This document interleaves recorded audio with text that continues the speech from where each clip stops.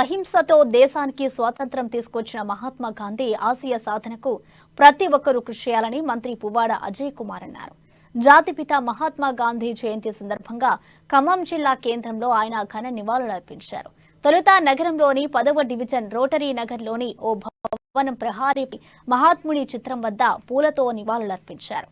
Wall art ను ఎంతో ఆకర్షణీయంగా రూపుదిద్దిన ప్రముఖ ఆర్టిస్ట్ జంటా స్వాతి విజయ్లను అభినందించారు. మహాత్ముని స్ఫూర్తి ప్రతి ఒక్కరికి ఆదర్శమని, ప్రజల అభ్యున్నతి కోసం నిరంతరం కృషి చేశారని మంత్రి అన్నారు. స్వాతంత్ర్య సమర యోధులను ప్రభుత్వం తరపున శాలువాతో సత్కరించారు.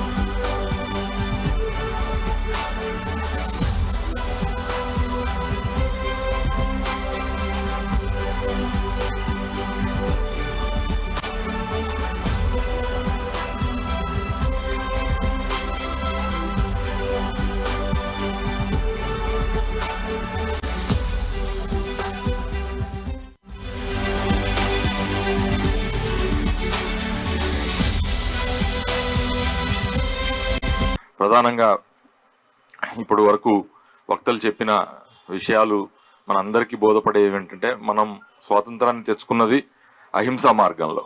అదే మార్గాన్ని ఎంచుకొని కేసీఆర్ గారు కూడా 14 సంవత్సరాలు ఒక రక్తబొట్టు కూడా చిందించకుండా, ఎక్కడ కూడా అహింస జోలికి వెళ్లకుండా తెలంగాణ రాష్ట్రాన్ని హింస జోలికి వెళ్లకుండా తెలంగాణ రాష్ట్రాన్ని అహింసాయుతంగా సాధించిన మన మహనీయుడు కేసీఆర్ గారు.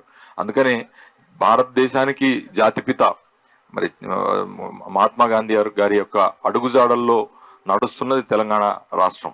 వారి గొప్ప మరి విగ్రహాన్ని మనం ఇక్కడ ఏర్పాటు చేసుకున్నాం ఒక 2 సంవత్సరాల క్రితం, 3 సంవత్సరాలు అవుతా ఉంది.